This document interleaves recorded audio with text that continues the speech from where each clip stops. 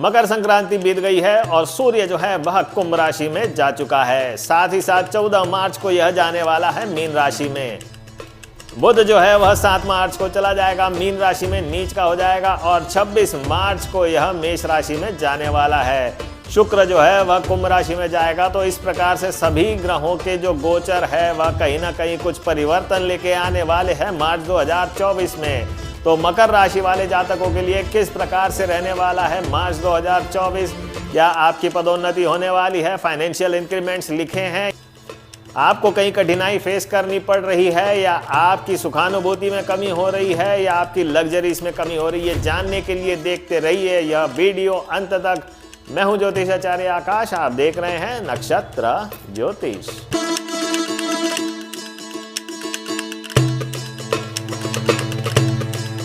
नमस्कार प्रिय दर्शकों,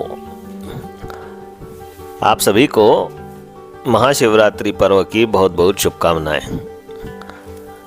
आज हम चर्चा करने वाले हैं मकर राशि के लिए मार्च 2024 किस प्रकार से रहने वाला है।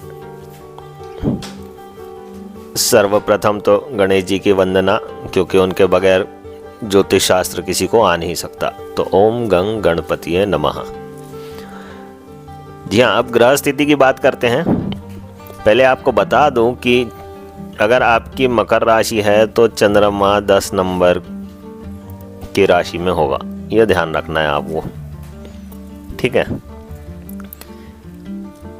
वर्तमान समय में सूर्य का गोचर अभी चल रहा है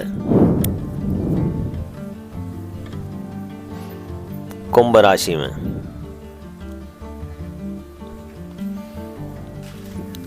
यह 14 मार्च को चला जाएगा मीन में।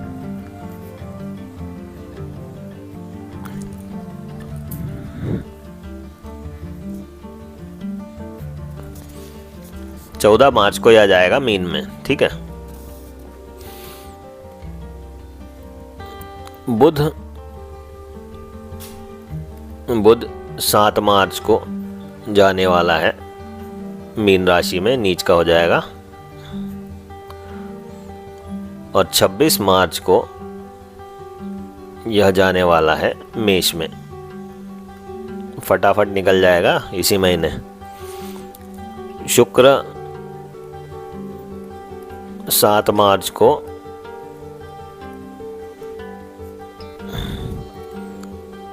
यह चला जाएगा कुंभ में।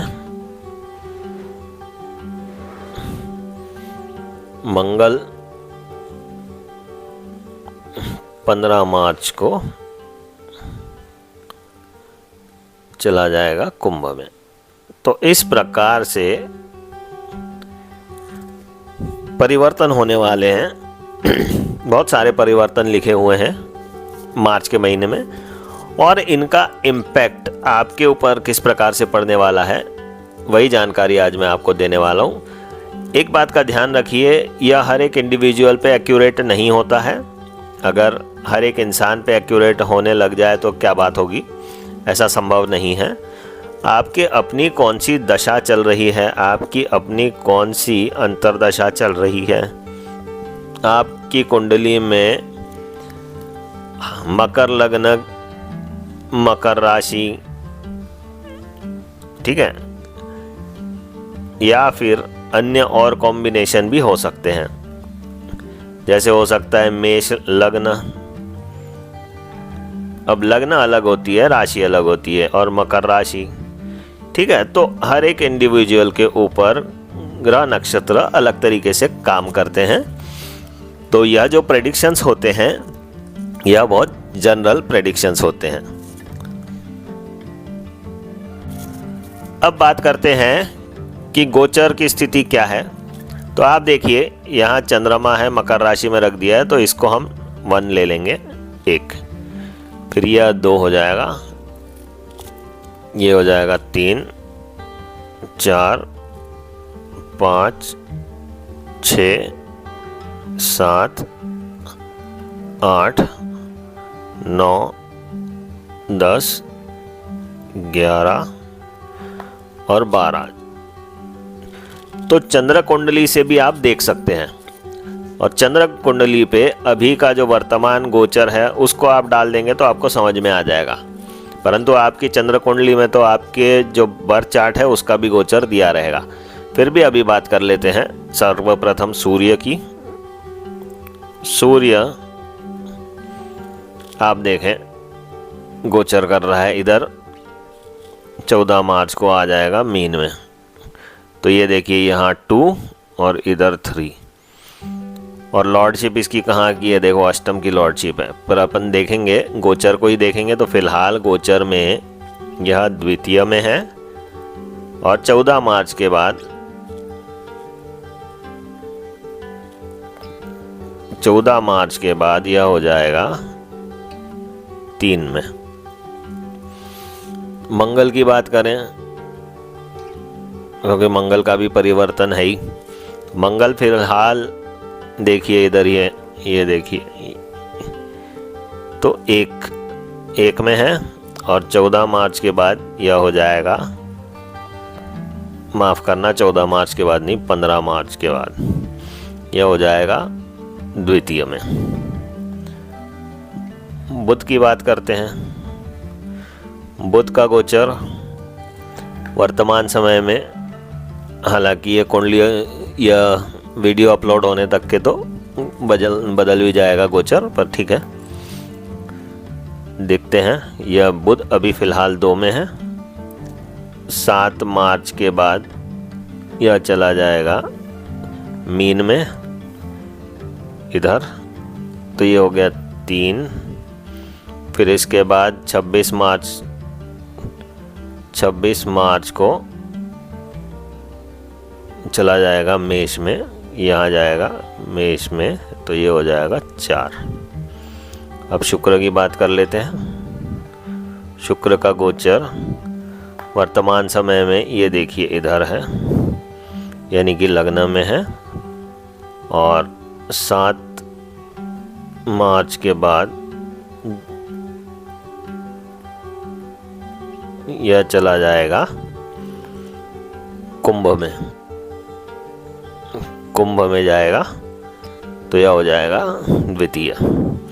तो इस प्रकार से गोचर वर्तमान समय में है, और मार्च में गोचर इस प्रकार से रहने वाले हैं।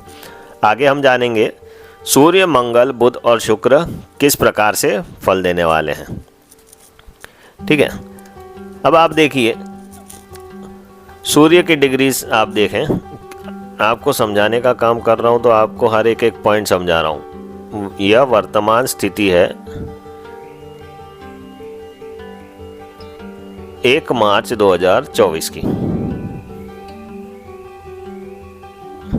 ठीक है, तो 1 मार्च 2024 में ग्रह स्थिति इस प्रकार की है। सूर्य देखें आप कुंभ में है, मंगल देखिए मकर में है, बुध कुंभ में है, और शुक्र मकर में है। तो सूर्य 14 मार्च में चला जाएगा मीन में,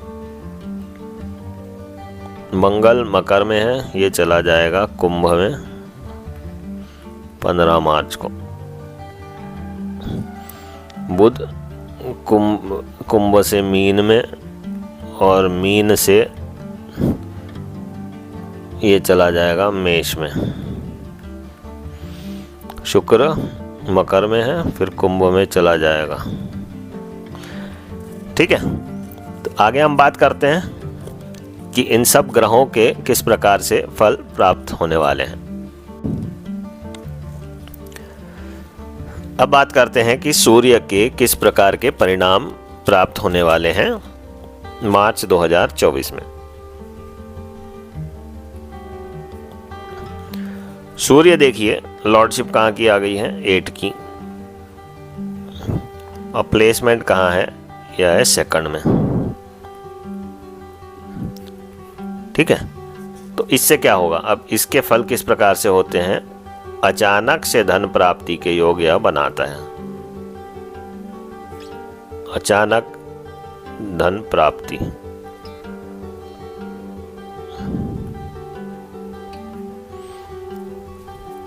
ठीक है, अचानक धन प्राप्ति के योग बनेंगे। कहीं ना कहीं फाइन लगने के भी योग बनते हैं, नुकसान के भी योग बनते हैं। धन प्राप्ति जब होगी तो अचानक से होगी तो अच्छी खासी होती है। हाँ, पर ये फाइन वाला हिसाब तो छोटा मोटा चलता ही रहेगा। पिता से संबंध खराब होने की संभावनाएं हैं। पिता से संबंध जो है वह खराब हो सकते हैं। अब खराब का मतलब क्या है? पिता के साथ तो संबंध हमेशा टेम्पोररीली ही हो सकते हैं, खराब जिंदगी भर तो हो नहीं सकते, क्योंकि ये जो संबंध होते हैं ये समय के हिसाब से ऊपर नीचे उतार चढ़ाव आता रहता है। कभी पिता के साथ अच्छे बने रहते हैं संबंध और कभी एकदम से खराब हो जाते हैं। माता के साथ भी वही रहता है, बॉन्डेज कभी टूटता नहीं है। ये तो समय का खेल रहता है, ऊपर नीचे ये सब चीज़ें होती रहती हैं। ठीक है, तो सूर्य के इस प्रकार से फल प्राप्ति के योग बनते हैं। व्यर्थ की अनबन भी हो सकती है, क्योंकि देखो अष्टम भाव क्या करता है, रुकावट तो डालता ही है और व्यर्थ के विवाद भी करवाता है। तो हम लिख देते हैं भाई व्यर्थ की अनबन। ठीक है, अब व्यर्थ की अनबन का मतलब आप समझ जाइए, विवाद जबरदस्ती के हो सकते हैं। जरूरी नहीं कि हर विवाद में मंगल ही हो। ठीक, और सरकारी जो काम कर रहे हैं उनके लिए भी थोड़ा कष्ट वाला समय रहेगा, बहुत अच्छा तो नहीं रहेगा। हाँ, इतना ज़रूर है, इनके अगर कोई इंश्योरेंस वगैरह है उनसे धन प्राप्ति के योग बनते हैं तो बिल्कुल वह काम हो जाएगा, या अप्लाई करके रखा होगा तो काम हो जाएगा। ठीक है, अब ये सूर्य चले गए महाराज जी मीन में। अब मीन में चले गए तो 9 और 2 हो जाएगा। सॉरी, 9 और 2 नहीं हो जाएगा, ये तो भैया 8 की तो लॉर्डशिप ही है, तो ये 9 और 2 नहीं होगा। ठीक है, अभी हम इसको सही करते हैं। ये हो जाएगा 3 और 8। अब 3 और 8 जो है यह थोड़ा सा कठिन समय वाला हिसाब बना देगा। कठिन समय रहता है 3 और 8 जो रहता है, इसमें पढ़ाई में भी मन नहीं लगता। इस बात का भी आप ध्यान रखें, पढ़ाई में मन नहीं लगेगा, व्यर्थ के विवाद होते जाएंगे, यात्राओं में कष्ट होंगे, यात्राओं में कष्ट होंगे।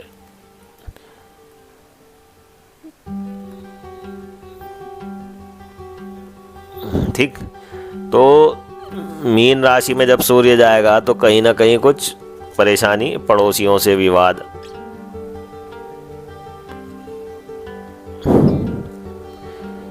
ठीक है, पड़ोसियों से विवाद भी हो सकते हैं। तो ये सब संभावनाएं बिल्कुल आएंगी, आप ध्यान रखें। अब सूर्य जो है इसको ठीक करने के लिए तो भैया सूर्य को जल चढ़ाएं, वही अच्छा रहता है। बहुत ज़्यादा टोने टोटकों में जाने का कोई लाभ नहीं है। हम एजुकेटेड लोग हैं तो एजुकेटेड तरीके से रहें, व्यर्थ के टोने टोटके से थोड़ा सा दूर रहें तो ज़्यादा अच्छा रहेगा। अब बात करेंगे मंगल किस प्रकार से प्रभाव देने वाला है। बात करते हैं मंगल के बारे में कि मंगल के किस प्रकार के प्रभाव मिलने वाले हैं। तो मंगल आप देखें कि फिलहाल तो लग्न में ही है, तो इसके प्रभाव क्या रहते हैं। एग्रेशन, आपको एग्रेशन देगा, ईगो देगा। उच्च का है, विवाद देगा। ठीक है, मंगल लॉर्डशिप कहाँ की है देख लीजिए एक बार, 4-11, तो क्या हो गया कॉम्बिनेशन 1, 4 और 11। ठीक है, एग्रेशन के साथ साथ विवाद तो देगा ही, ईगो तो देगा, परंतु यह और क्या देगा भैया, यह देने वाला है जमीन जायदाद का लाभ। ठीक है, हो सकता है आप इन्वेस्टमेंट कर लें, घर में सुख मिलेगा, घर में सुखानुभूति होगी, वाहन योग दिख रहे हैं।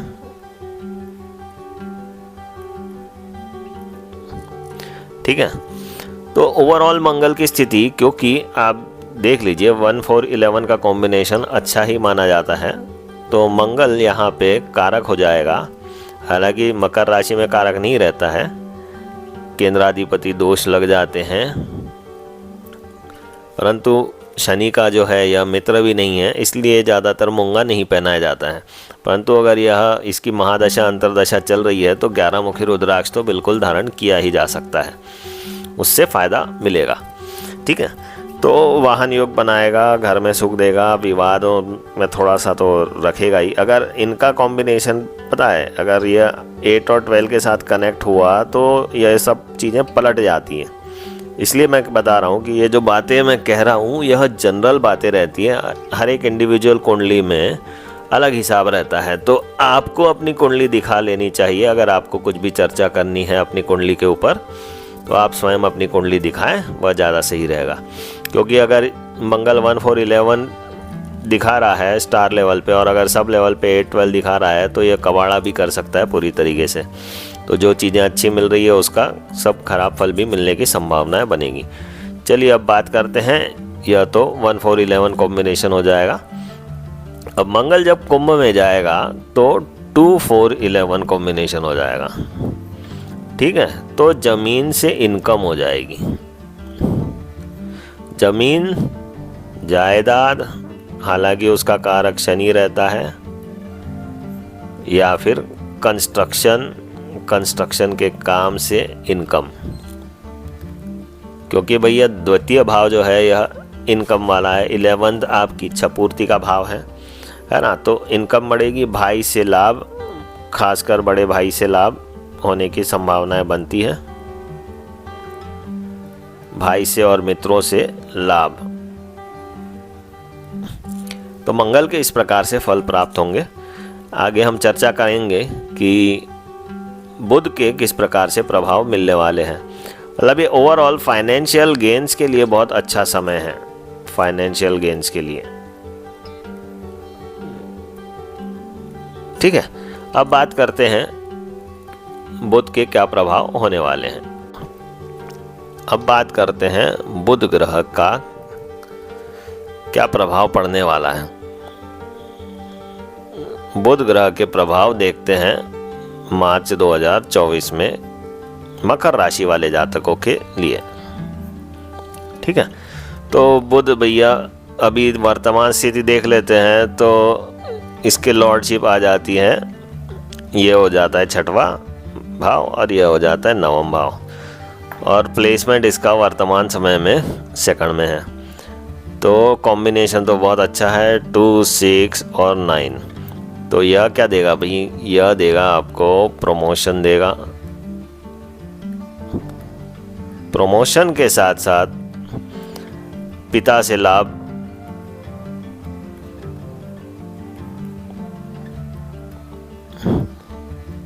हायर एजुकेशन में अच्छे नंबर्स मिलेंगे। हायर एजुकेशन आपके लिए अच्छा रहेगा। फाइनेंशियल डिसीजंस आप बहुत अच्छे लेंगे। फाइनेंशियल डिसीजंस हो गए या फिर आप शेयर मार्केट ट्रेडिंग हो गए, उसमें आपको सफलता मिलने की संभावनाएं बनी रहेंगी।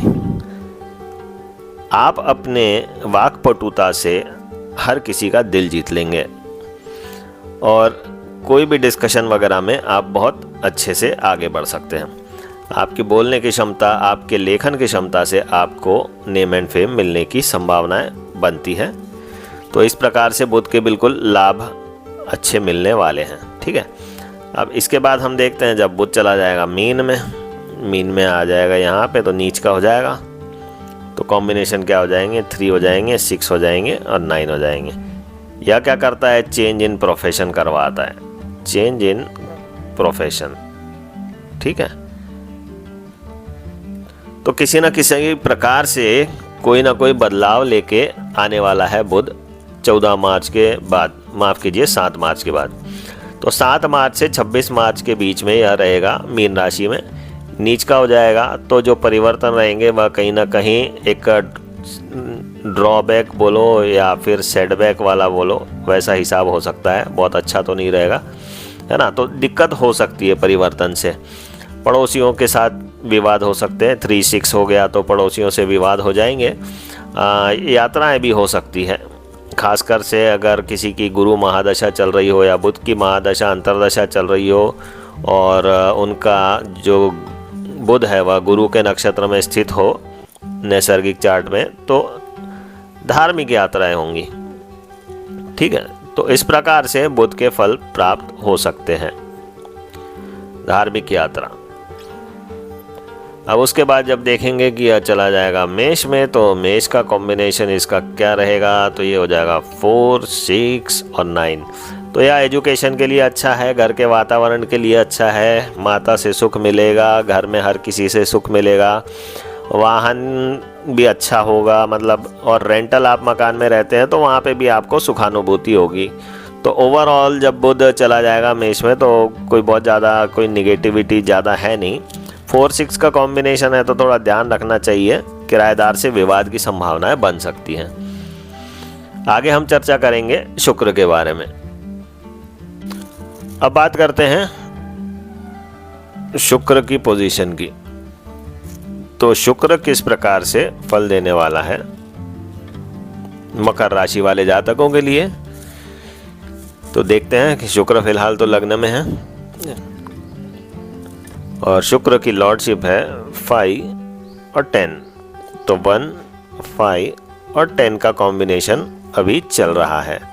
तो यह आपके लिए यह अच्छे फल ही देने वाला है, ज़्यादा बुरे फल तो देने से रहा। 1, 5, 10 मतलब आपके कार्य क्षेत्र में आपको अच्छा वातावरण मिलेगा, सफलता मिलेगी, आप एंजॉय कर सकते हैं। साथ ही साथ शुक्र क्योंकि स्त्रियों का कारक माना जाता है, तो खासकर से आपके स्त्री पक्ष से सपोर्ट मिलने की अच्छी संभावना है। स्त्री पक्ष से सपोर्ट मिलेगा कार्य क्षेत्र में, या फिर आपकी जो वाइफ है वह भी आपके लिए काफ़ी सपोर्टिव रहने वाली है। संतान पक्ष से भी आपको अच्छी खबर मिलेगी। आप अपने किसी न किसी शौक से आपका नेम एंड फेम होने की संभावनाएं बनेंगी। जैसे कई लोग जो होते हैं ऑफिस में परफॉर्मेंस कर दी, कभी डांस परफॉर्मेंस कर दिया या सिंगिंग कर दी, तो उसमें आपका अच्छा परफॉर्मेंस रहेगा, नेम फेम अच्छी हो जाएगी, लोग आपको जानने लगेंगे। तो यह शुक्र के फल रहेंगे जब तक के कुंभ में है। तो अभी वीडियो अपलोड होने तक के तो यह मकर से कुंभ में चला जाएगा। तो कुंभ में जब चला जाएगा तो 2, 5 और 10 कॉम्बिनेशन बन रहा है। तो 2, 5, 10 का कॉम्बिनेशन यह संतान हेतु अच्छा माना जाता है। तो अगर आप संतान के लिए ट्राई कर रहे हैं और आपकी शुक्र की महादशा अंतरदशा चल रही है तो संतान हेतु अच्छा समय है। 2 और 5 आ गया, जरूरी नहीं कि हमेशा 11 ही हो। हम केपी वाले कुछ ज़्यादा ही कॉम्बिनेशन को देखते ही हैं, बट फिर भी एक अंदाज़ा हो जाता है, 50 to 70% एक्यूरेसी आ जाती है। ठीक है, संतान हेतु अच्छा है, लव अफेयर्स होने की संभावनाएं बनती हैं।